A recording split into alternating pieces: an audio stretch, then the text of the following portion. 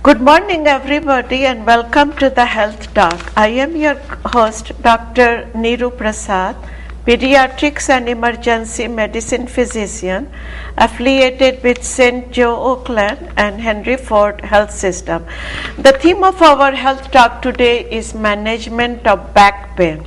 Joining us today is as our guest speaker is Dr. Leininger, who is an anesthesiologist with specialties in pain management, and he's going to highlight our viewers about the treatment for the back pain. Good morning, Dr. Leininger, and very welcome to my show. Thanks, Dr. Prasad. So, Doctor, I'm very happy to have you. You have done so much, your specialties, you have done so much, and I was wondering, before we get started with your expertise, which is like pain management, if you will please give your introduction to our viewers. Sure. As you mentioned, my name is Dr. Todd Leininger. I am involved in what we call a multidisciplinary practice here in Bloomfield Township. Basically what that means is I practice with other physicians, neurosurgeons, other pain specialists, psychologists, and rehab physicians. We also have physical therapy as part of our practice. I also am involved with teaching, as I know you are. I am the program director of the Pain Fellowship Training Program at Wayne State University down at DMC. And I've been involved with pain management for over 20 years now. Yeah, and I'm so much impressed with all the things that you have done, accomplished. You have so much. And for our viewers to know if they have any question, problem, where they can reach you, can you give your number and the website? Sure. Our phone number is 248-751-7246. And we also have a very informative website that goes over really a lot of things that we're going to be talking about today. There's videos on the different types of back problems and procedures that we do, and that is www.paincareassociates.com. So that's very great, because for our viewers, who live in the local community, they have a good access to your place. Yes. Anytime they want. So back pain, my God, tell me about back pain. Sure. Everybody I see in my clinical practice, whether it is pediatrics, whether it is adult or geriatric, everybody has a back pain. Sure. So could you comment on the back pain and what age groups? Sure. Well, studies are pretty interesting, and they've shown that if the lifetime likelihood of you having back pain is about 80%, and at any one point in time, somewhere between 5 and 10% of the population has back pain. So if you called 100 people today, at least 5 or 10 of them would have back pain. They will have back pain. Yes. Great, yeah. And there are a lot of causes for back pain, and just like there are a lot of different automobiles, the back really has a number of different structures that can become painful. The muscles, the joints, the nerves, the discs, all are potential causes of back pain. Yeah, you are right, because I have an opportunity to work with the automotive industries, and I tell you, almost everybody comes with the back pain. I think most of them, in their cases, are muscle strain. Then of course the joints. Sure. So then more normally we treat them. Like when I'm working in the emergency room, I see them musculoskeletal. If there's serious problem, we will get some x-rays, to see if there's a very much degenerative arthritis or what. What are the symptoms of radiculopathy that will tell me to send them to you? Sure. That's actually a great question, and one of the things that people are always asking us about. There's really back pain, and then there's back pain that goes down the leg. Okay. And back pain that goes down the leg is really very different than back pain. As you were mentioning, regular back pain is probably often or most commonly a muscle strain. And that is usually just from overdoing it, maybe sitting in the car too long, being uncomfortable on a plane or something like that. But when the pain starts to go down your leg, you really have to be concerned. And what causes that is the nerves. People think of it as sciatica, but The sciatic nerve is made up of a bunch of smaller nerves, and one of those nerves gets pinched or irritated, and it starts to cause pain in the area where the nerve goes into our legs. So for our viewers to know that it's okay, back pain is very common, most of the time muscle or related to arthritis, but once this pain goes to your leg or numbness, tingling in the toes, and those are the symptoms of radiculopathy that they should be seeking for treatment. Yes, there's really a couple key symptoms that we call them red flags. Right. And those are fever, chills, weight loss, numbness and tingling, weakness, or a change in your bowel or bladder function. And really, if you have any of those symptoms, you should contact a physician urgently. So now, we are sending it to your facility doctor. What are those viewers are expected, when they go to your facility initially? Sure. Well, the first thing is like in everything in medicine, is a good comprehensive evaluation. Right. Which really is, the history, the physical examination, and looking at what studies have been done. Right at this point in most people that have leg pain or radiculopathy will have an MRI at some point, or they'll need to get an MRI to really look at the structures as to what could be causing the numbness and tingling. Sometimes they might have an EMG, which is another diagnostic test to look at the function of the nerves. After the comprehensive evaluation is done, then really a treatment plan would be outlined. And generally there's really, I guess I like to think of it as different pathways of treatment. One pathway is often a rehabilitation model, which is physical therapy, rehabilitation. There's an interventional pathway, which is different types of injections can be performed and other procedures. There's ways to numb or freeze or even burn the nerves in the spine that can be helpful. There's also, for really extreme cases, different types of implanted devices that can be performed, where a device delivers a little electrical message or a small amount of medication right to the spinal cord. So, in other words, first of all, when they go, the diagnosis will be made. Conservative treatment versus some local injections or surgery is the last resort, I suppose, right? Absolutely. I mean, just like the food pyramid that we're all familiar with, we have a treatment pyramid in the same way. So now, suppose somebody goes there. Of course, if it is a severe sciatica, then you do get involved doing the discectomy, lumbar disc removal, spinal fusion, right? Sure. So there's different, the interesting thing is just even the options for that at this point. There are new procedures all the time that are minimally invasive procedures that can be done with small probes to decompress the disc, all the way to artificial disc replacements and multi-level fusions to stop movement of an abnormal part of the spine. So if the surgical procedure needs to be done, then you will refer them to the neurosurgeon. Correct. And they will take care of it.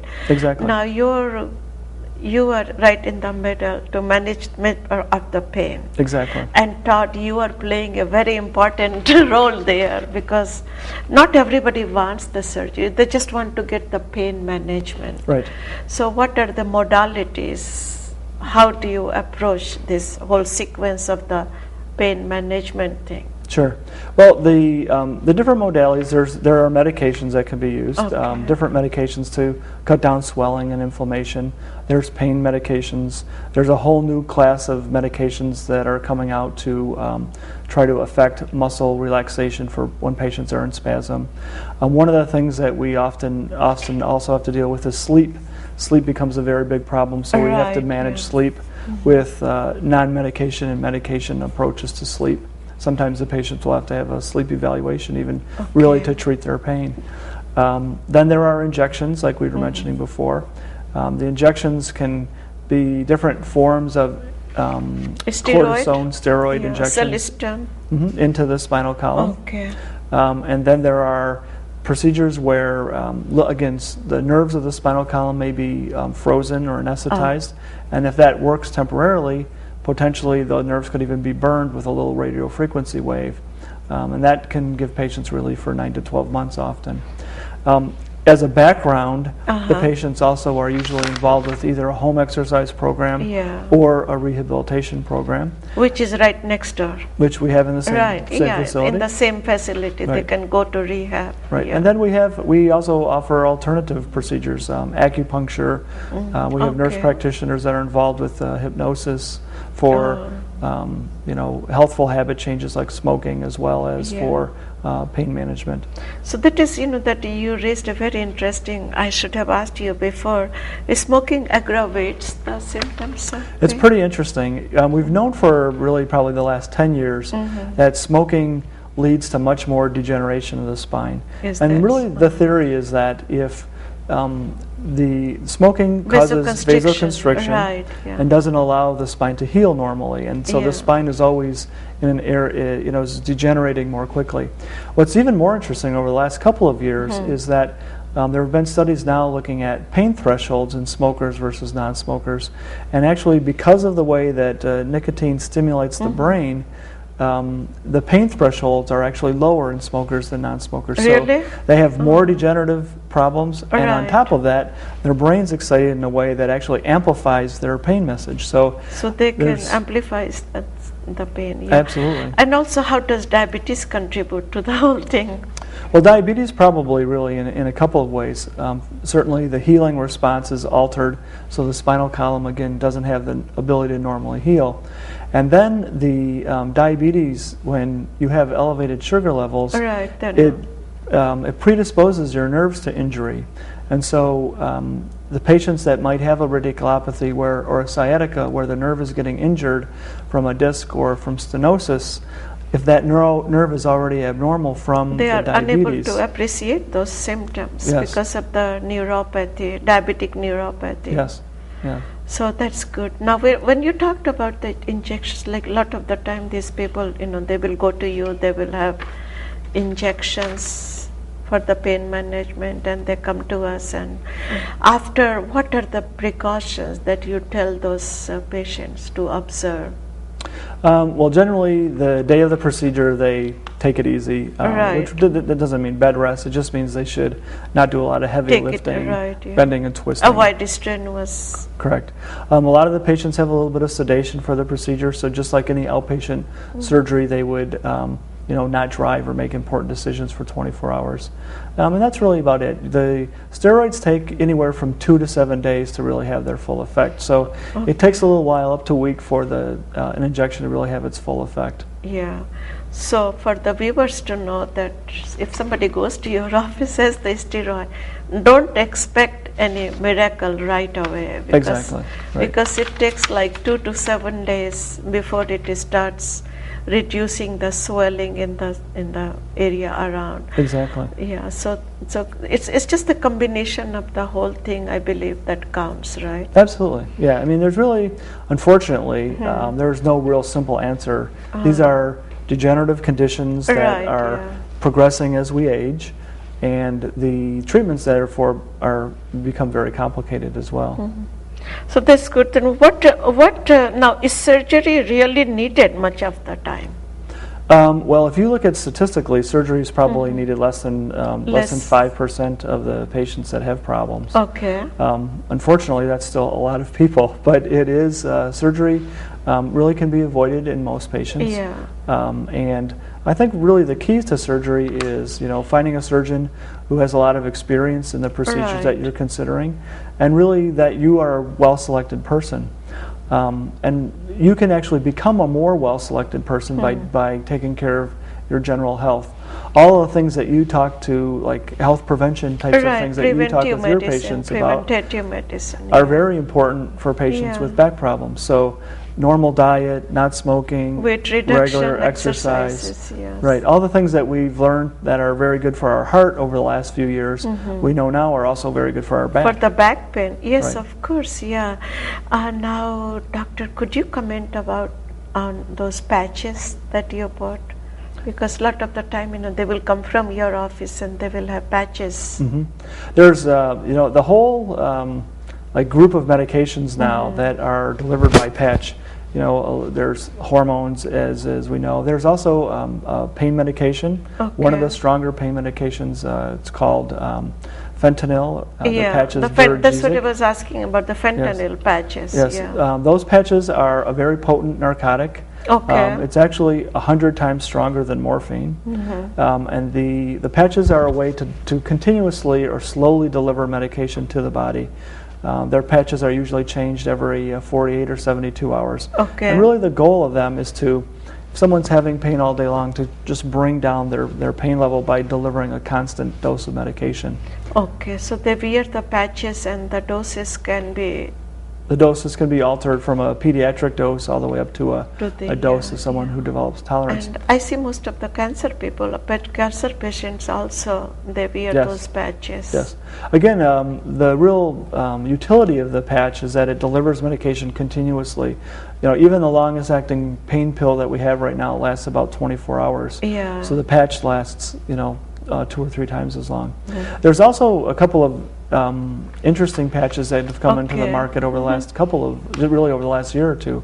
One is called Lidoderm, and it is a patch. I read it about on the internet. So tell us about. Well, I was very. It's an interesting drug. It's lidocaine or xylocaine, like a lot of people are familiar with, and it's about this big. Okay. And it's applied right on top of the area that has pain. Okay. And it is it doesn't affect your head. It acts by delivering local anesthetic right to the area of the pain. It can be very helpful. And then just this year, a new patch came out called Flector, which is actually an anti-inflammatory medication patch. It is a drug that can deliver an anti-inflammatory medication right to the local area. So if you are having problems, for instance, with upset stomach or ulcers, and you can't take aspirin, Motrin, and oral anti-inflammatories, this patch is an alternative way to deliver that type of medication right to the area of pain. Yeah, I went to one seminar and they were telling about the importance of this patch. Yes, it's been helpful in a lot of patients. Especially, a lot of the time these people get gastritis. Exactly. By taking this oral medication. Exactly. And the Lidoderm patch, that is... I think that's going to be a big hit here. Yes, it has been. Yeah, and it can be very helpful again because it avoids a lot. It really is targeting the area of pain without having to expose the whole body to the drug. Right. Yeah. And what are the age groups where Lidoderm patches is being used? Well, we use it really for any age group, any type of pain problem that's well localized. It's a very interesting thing. In our pain practice, the average age in a chronic pain practice in the United States is in the 40s. 40s. Yeah, so it's a little bit younger than people think. So we have a big group of people that are in their 40s, and then a gradual group of people as we age, because we know that we have all the changes of degeneration as our spinal columns age. But it's a relatively young problem. Yeah. Now, these Lidoderm patches do you change them very often, or usually the traditional duration is 12 hours on 12 hours and 12 hours off. Okay. They can be used in certain cases continuously, 24 hours a day. But generally it's prescribed 12 hours on and 12 hours off. Okay. And we also have in our medicine cabinet, we have those BioFreeze. Could you comment on those? Usually we tell them to put it on their elbows, back, wherever, BioFreeze. Sure. They do feel better. Yes. So could you comment on? I guess if you thought about it a few years ago before we really started understanding the pain pathways, I think traditionally physicians would say, that's really not an active substance. But what we know now, and that's interesting, is if you have inflammation of your knee, that causes a whole change in the way that your spinal cord and brain are functioning. So if I have pain in my knee, my spinal cord and my brain are very active. Okay. And what we know is that distraction therapies or other types of sensation therapies like cold, heat, BioFreeze and things like that, by changing the sensation here, you can change the sensation in the spinal cord and the brain. Yeah, the pathway for the pain. Yes, exactly. If you freeze the local area, then it delays the pathway. Yes. How long those BioFreezes last? Patients report different, amounts of time. Yeah, sometimes relatively short. Sometimes patients will note that, for instance, if they're having escalating pain, it's a way to calm it back down to where it was before it was a problem. So that's good. It's good to know that those are the local modalities, and then you go further, and then you go to those other patches. Exactly. What we talked about. Right. So what other type besides the back pain? What other types of pain do you treat? We treat really all types of pain. We treat pain after traumas. We treat cancer pain. We treat that is a big major issue also. Yes, we treat headache pain. Typically not migraines, but other types of headaches. And we treat a lot of post-traumatic pains, conditions like reflex sympathetic dystrophy, complex regional pain brain syndrome. concussion, the post-concussion syndromes. Yes, do you treat? Do you have some of those also? Yes, in your absolutely. group. Yes. Yeah. Yes, we have again like rehab specialists that deal with them, and psychologists that can, through neuropsychological testing, help determine what exactly has gone on with the brain that's been injured after some type of trauma. Right. Yeah, because that is also a big issue going on. The post-traumatic. Yes, absolutely. Yeah. Post-concussion, and those pains stay they linger for a long, long time, don't they? Yes. Well, again, anytime you change the brain, and this is what's hard for patients often to understand, is whenever the brain is changed, whether it's from a disease or a trauma or depression or anxiety or not sleeping, it's going to alter the way in which you perceive pain. And probably the best way to think of it is really as an amplifier. All of those things, anxiety, depression, sleeplessness, they really amplify that message of pain before it gets to the brain or actually inside the brain. So something that might normally not bother you that much, if you haven't slept or you're anxious, it's like turned up, and your brain is really causing it to be very strong. Yeah. If you go to sleep with a lot of stress in your mind, then you don't get a good sleep, right? Right, and that has a very negative feedback on pain. So then so that's good. We went through a lot of this thing about the pain management. You mentioned about the headache. Of course, migraine is a big issue. Yes. That so many things being doing. But for the headaches, is the treatment modality same like for the lower area back pain? It's very similar. Do you still use the same thing, the patches? You can use injections, lots of different medications. There are some headache-specific medications that work for head pain that don't work for other types of pain syndromes. There's other medications that have come into the marketplace that are good for headaches that don't really work for back pain or leg pain. So there's different medications, and then there are also procedures. Like the procedures we talked about for the back, there are often procedures where we can anesthetize little nerves in the neck that can be causing the head pain, or even in the head, the back of the head, that can be causing head pain. You do a nerve block there, the colleague.